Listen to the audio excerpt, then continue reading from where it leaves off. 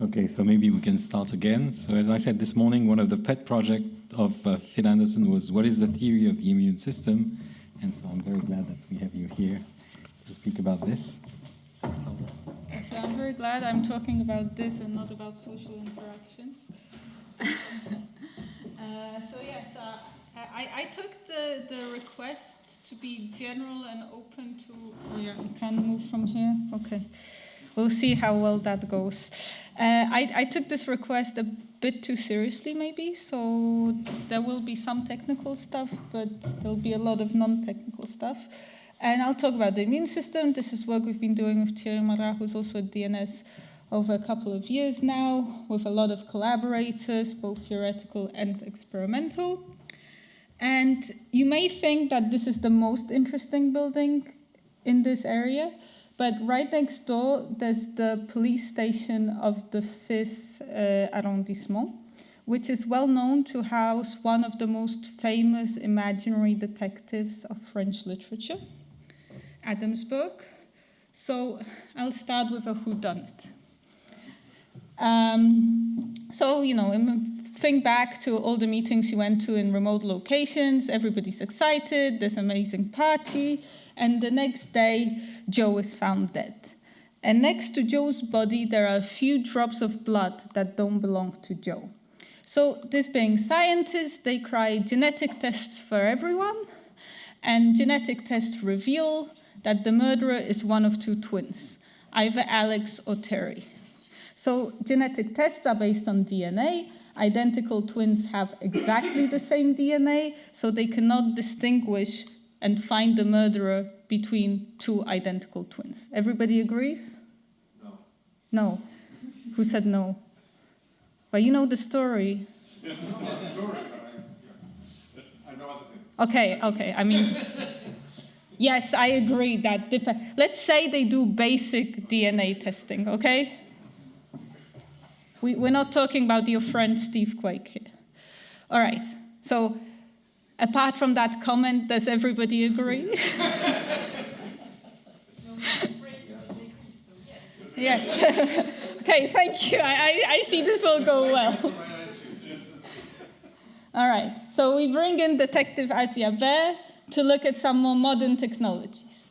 And so what Asia will look at is the immune system. So, of course, after the last 2 years, you're all experts in the immune system, right? Everybody knows everything about the immune system. You have T cells that recognize pathogens.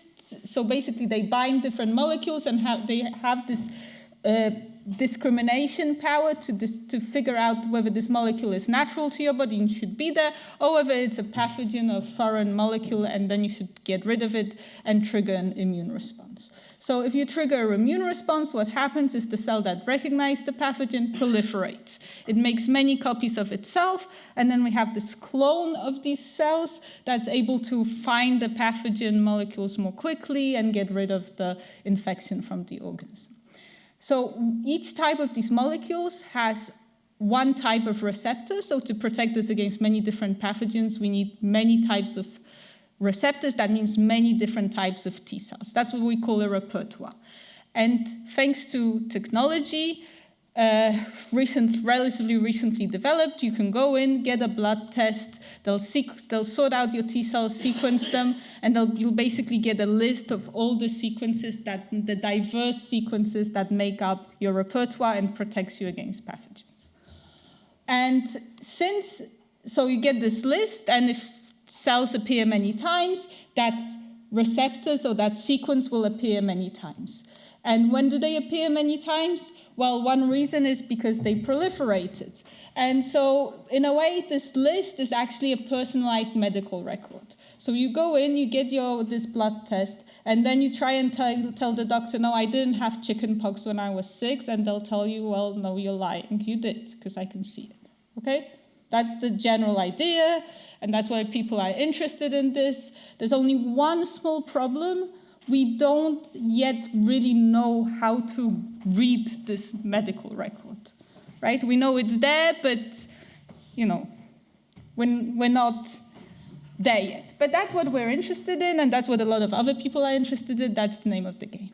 Okay, so how is this list of different T cells going to help us find the murderer? So what we're going to do is we're going to take a blood sample from our suspects and a blood sample that was found by Joe, and we're going to look at the number of shared sequences between the two samples. And just by looking at the number of shared sequences between two samples, we're able to figure out whether the two samples come from the same person or whether they come from two different people.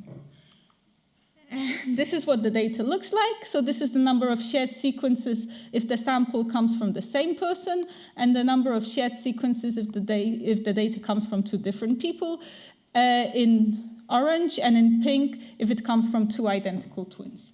So two identical twins look essentially like any other two people. If you take you and me, we're not identical twins as far as I know, and you take you and your identical twin, we'll be here. But if you take you and you'll be here. Okay, there's a gap here. There's an order of magnitude difference. So basically, by counting the number of shared sequences, we're able to figure out who the murderer is. So of course, the murderer is Alex, because who else could it be in this talk? And I can ask that this is a signal that's stable over time. So if we do this a year later, or even 10 years later, or 20 years later, we'll still be able to figure out who the murderer is. Okay, but this being scientists, they want to know how it works.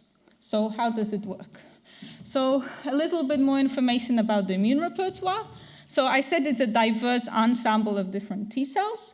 We have of the order of 10 to the 12 T cells total, but 10 to the 9 different ones. So if you just unique them, you look at different ones, 10 to the 9 receptors.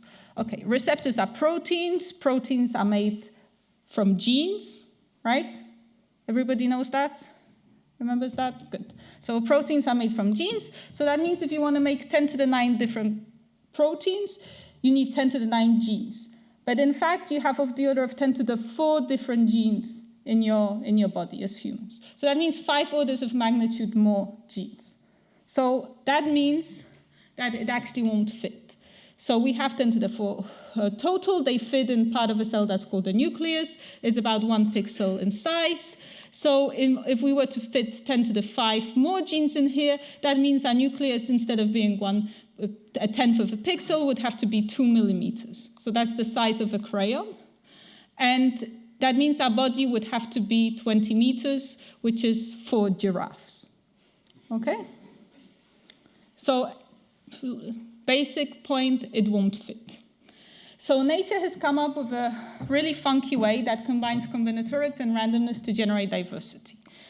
Okay, a little bit of biology, it won't hurt, and this will lead us to the physics.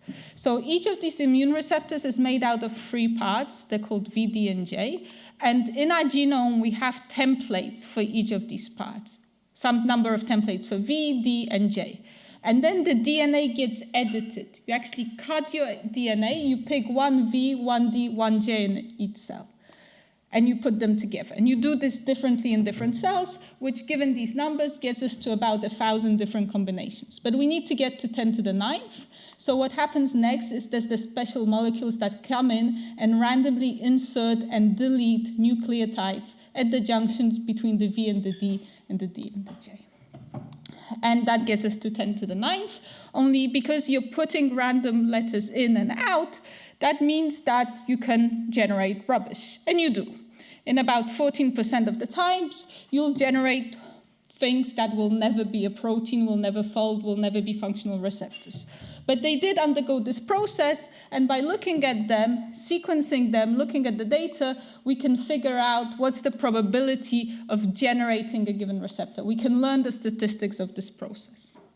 So just to, so how do we do that? So we take a sequence, and we want to figure out from the sequence how it was made, what V, what D, and what J made it. But as you can easily realize by looking at the word example, so say I have 2 words, biological and physics.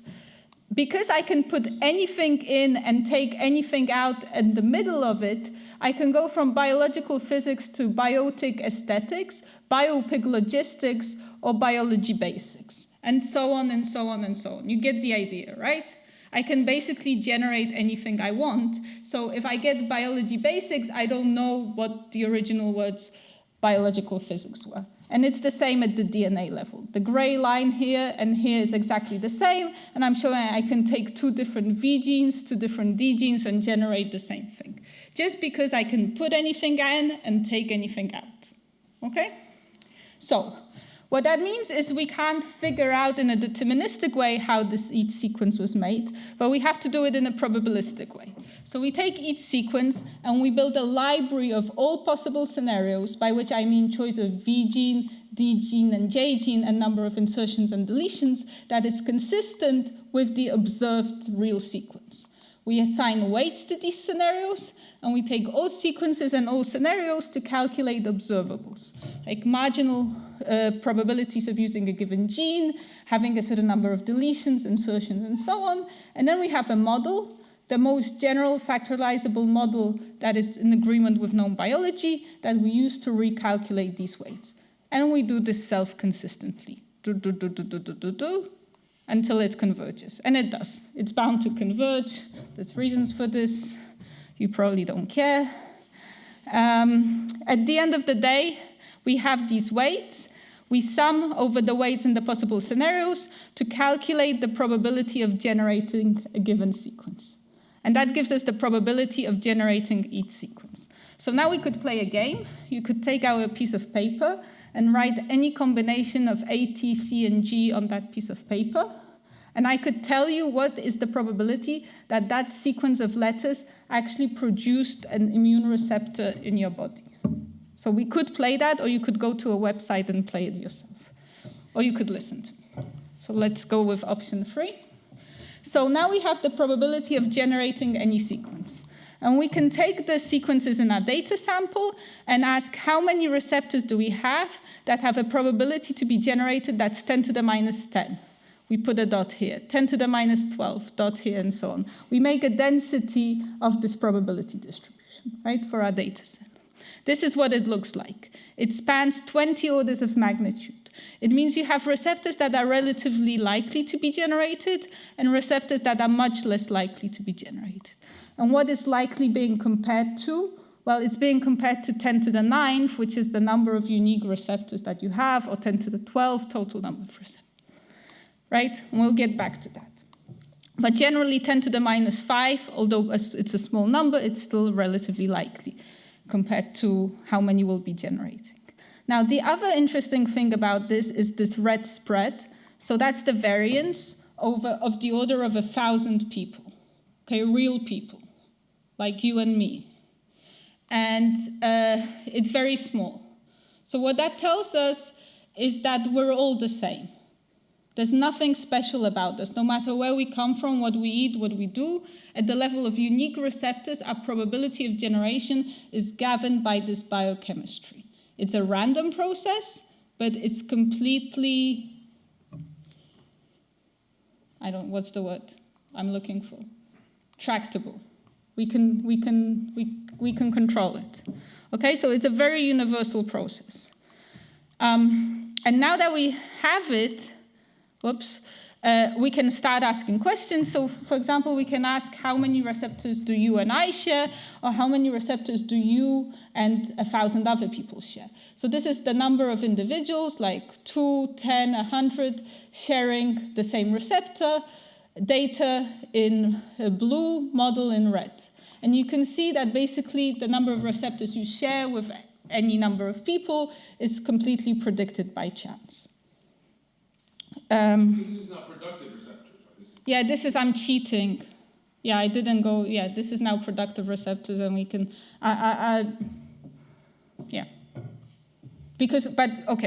it's productive receptors, but we also put a selection factor on top of it, that we learn a selection factor, but it's at the level of unique productive receptors. Okay, and the other question we can ask is basically whether humanity's fine. This is maybe a theme that will also come up in many different talks, today. And so if we take all the 10 billion people that are alive on the planet today, we can ask, have we produced every possible receptor that there is to be produced? So the black line tells us no. The curve, this is basically the number of different receptors. Every time we sequence somebody new, every time we build, this is the model. We add a new person, we add data for the new receptors, and it's not saturating. So this is actually, of course, when we do the experiments, well, I don't do the experiments, when people do the experiments, they're not complete vampires, they don't suck out all the blood from people. So there's a sampling difference. This is the extrapolation of what's actually been sampled, okay? But this is the model prediction, because we can go further with the model. But anyway, the good news is that humanity's fine, right? At least in this respect, we're nowhere near saturation. But thanks to this fact that we keep on adding new people, we can identify still a person out of the whole worldwide population, not just the size of a conference. So what we have here is we have a completely stochastic process. Each one of us inside us has a random receptor generator. The rules and parameters of this random receptor generator are universal. They're the same for all of us. However, the realizations are different because they're realizations of a random process. So think of yourself as continuously rolling die, and what you come up with is different than what I come up with. And thanks to that, we can identify you, but we can also predict what we'll share, because we'll share the ones that are common, that are from the 10 to the minus 5 part of the distribution, and thanks to the ones from the 10 to the minus 25 part of the distribution, we can find you if you kill someone. So I guess that's the main message of my talk, but we can go on. And well, since we sequenced these people, we also found out that Pat and Terry had COVID. So how do you know that they had COVID without sequencing the virus? And well, this we know thanks to work we did early on in the first wave of the pandemic, where Pat and Terry went to another conference, this time in a skiing resort, and they came back home and they had COVID, so they self-isolated. And then blood was collected from them at day 15 up to 85 after the onset of symptoms. So they didn't get serious symptoms. One of them lost smell. They had fever, but they were not hospitalized. Nothing bad happened to them. And there's this other point to add. We also have data from Pat and Terry from before the pandemic. So we'll get back to that. Anyway, we look at now the abundance of different T cells. So we look at frequencies of different T cells. This is what the data looks like, okay? It looks like a mess. You can't see anything. What you want is you want a peak somewhere. You want some T cells that fight the infection, okay? It's a mess. So what we did first, we did PCA on trajectories, and we identified 3 clusters. Then nothing happened. Purple cluster, T cells that didn't take part in the response, most of them.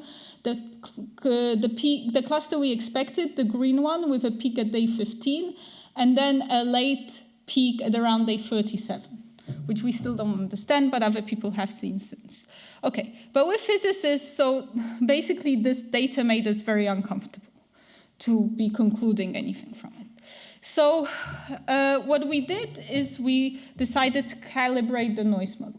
So you see these 2 X's everywhere here. That means we had replicates. We had data from the same person, so Terry, day 15 at all days. So we plotted this data. This is what it looks like. So this means basically that Terry on day 15 had some T cells that in one sample taken at the same time were there in copy number 1, and in the other sample were in copy number 100.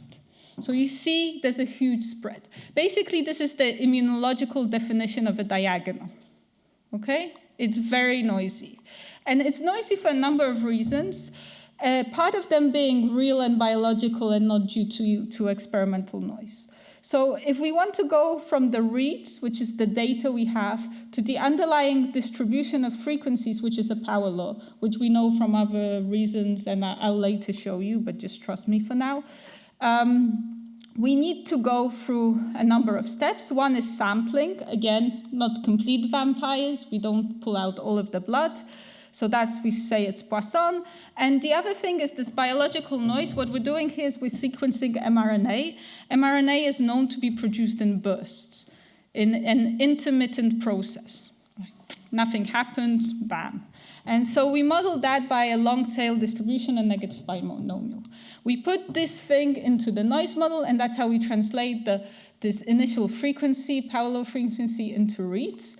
And we calibrate the elements of this model on the same day data. And then we use it as a basis for probabilistic inference of the response. So the response, we say, is just exponential response, only that not all cells expand, because we know that. Some don't expand, some do expand. And then we look at the posterior distribution to identify the ones that expand. And we get back the two trends, the peak at day 15, now with the points at year -1 and 2 added, so that you really see it's an expansion from something less, and a secondary peak later on. So we do get back these large expansions. Okay, so anyway, part of it is that we do see, so there's also different kinds of T cells. Once a T cell has encountered an infection, it gets a special flag that it's a memory T cell. And then when the infection comes back, it's faster to respond. So memory T cells are what gives you immunity.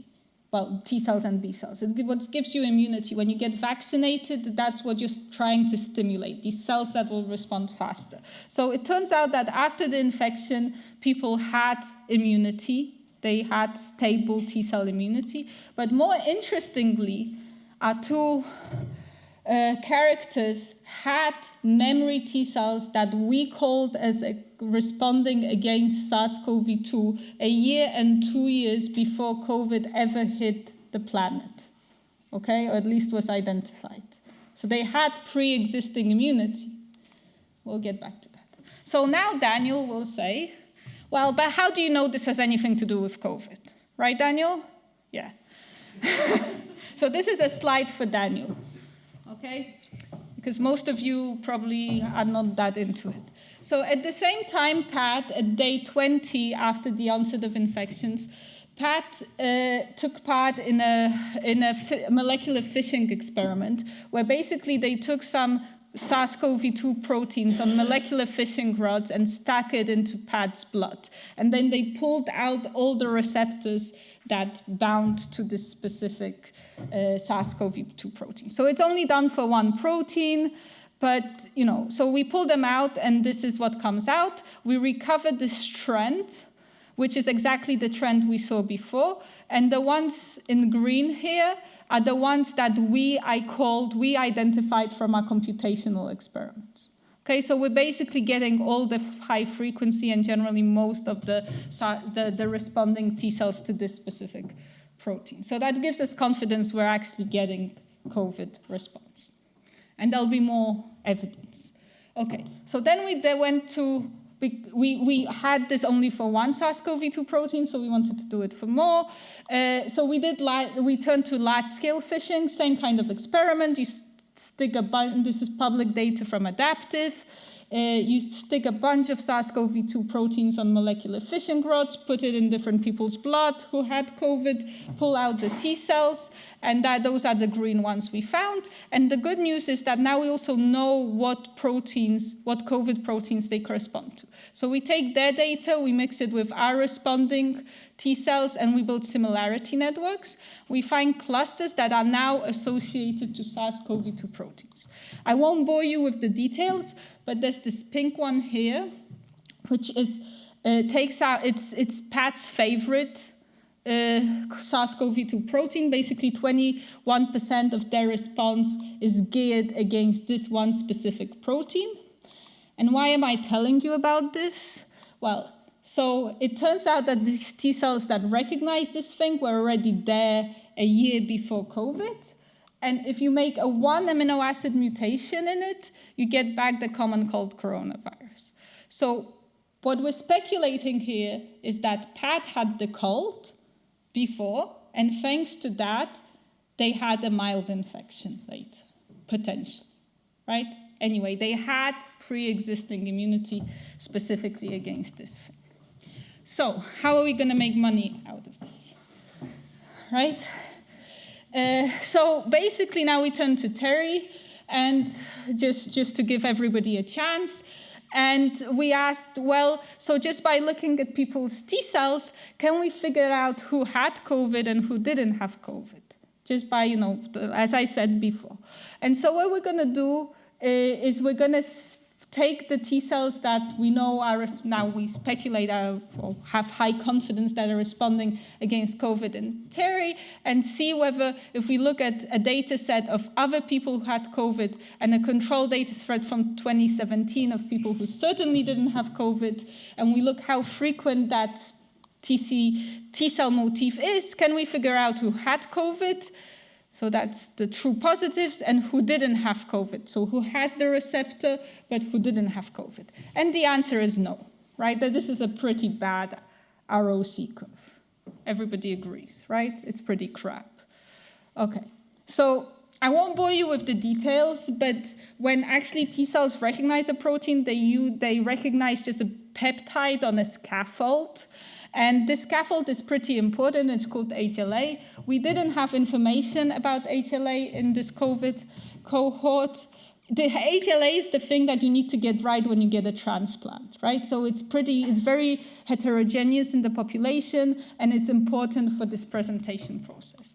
Anyway, we could computationally infer it, and we did. And then we redid the same analysis, but only restricting to people who have the same HLA, so this presentation mechanism, as TERI. And then we can figure out who had COVID pretty well. So basically we can. Once we know the genetic makeup of the person, just by looking at the repertoire, we're able to figure out who had COVID and not. We're not really making money out of this yet, because it's very expensive, much more expensive than the antigenic test you get in the pharmacy, but it's possible. Okay, so back to these curves I was showing you about sharing. These are T cells, how many people share a given receptor. The same is true for B cells. However, if you look at people who recently had COVID and you look at the B cells, this is another arm of the immune system that works the same way, essentially, you see that there's outliers. So people who recently had COVID share many more receptors between themselves than predicted by chance. So there's some sort of convergence that COVID imposes. Okay, and so in the last few minutes, I have like 5 minutes? Yeah, okay. So I'd like to turn to a different but related problem of basically, that was response, right? COVID is clearly a strong perturbation of your repertoire, as we saw in this B cell example. But most of the time, nothing really happens to you, right? You have the sniffles and, everybody's sort of fine. So we asked the question, what happens when nothing happens? And so we took data from people over 2 years who didn't undergo any serious infection over these 2 years, didn't get vaccinated, basically nothing happened to them. And we asked, what are the dynamics of nothingness? And so again, we did the same idea. We had control replicates, which is the blue data, and we had data a year apart, which is the red data. And we basically want to know how different is the red data from the blue data. With the idea now, if we want to identify response, we want to do it seriously, we want to subtract the background. We want to subtract the natural dynamics of the system. So our question is, what is the natural dynamics of the system? Okay, so what happens basically naturally in an unstimulated system, roughly the same thing happens, but at a slower rate. There's a constant influx of new cells from this production process, from this generation process we already described. These cells divide. They don't really proliferate. They divide in a smaller way, and they die. So that's basically it. The concentration, the abundances of given clones are governed by cell division and death. We can rewrite this in log space, and we get a geometric Brownian motion. So now half of the people in the room should be getting a warm and fuzzy feeling, right?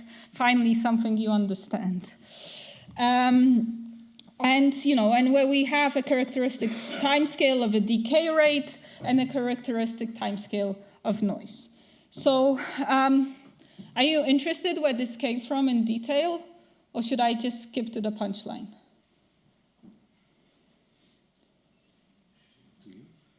Up to me. The punchline will take 2 minutes. Okay, basically, maybe I can do this quickly. So, okay, there is the real process of division, dev, and so on. And of course, it depends somewhat on antigen stimulation, because even if you don't get a serious infection, well, you maybe are trying to fight something off and so on. So, you know, there's some sort of biology that goes into this. This is the full model. But it turns out that what we can say is that what really matters, what a given clone feels, is some mean fitness, so some mean desire to grow or mainly die, because it has to be negative on average, and some fitness fluctuations around this mean. And we can model the environment as basically being some sort of time-correlated antigenic environment. And it turns out that then we can make a separation of timescales approximation of saying that, in fact, the environment autocorrelation time is much slower than other timescales, so we can decorrelate the environment. And if we look at the distribution it gives us, so these are the power laws I was talking about, it doesn't really change anything compared to the full model. And this is a model that we can solve in the Fokker-Planck description if we add this introduction of novelty, and it does give us a power law with an exponent that we can derive exactly. So then we look at the data, and that's what we see. So this is if we just look at the clone size distributions from the data, we see that for all of these people, despite having different ages, being of different genders and again backgrounds, they all fall on the same one line with an exponent close to 1. Exponent close to 1 is interesting in itself, as you know, but you know, we can talk about that later.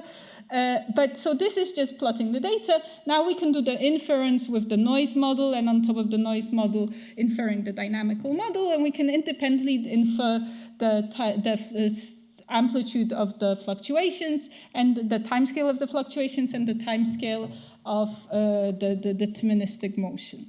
And we see that, again, they all roughly fall on the same line. So this is the same data, just analyzed differently. This is the theoretical prediction for what the exponent is, and the line here is what the ratio 1. So you see where there is a consistent timescale, it holds. And so now if we look at what this timescale looks like as a function of people's age, it changes significantly with time. So if you're young, you have a timescale of, well, of order about 10 years for the turnover of your repertoire, right? That means this is the timescale for the turnover of your repertoire. So your repertoire renews itself on the timescale of about 10 years. It grows to about 20 years at around 40, presumably. By the time you're 60, it's more like 40 years. So basically, if you're around 40, hopefully, if your life expectancy is that of an average European, you're still going to renew your immune repertoire. If you're 60, well, you're going to be the world record if you do.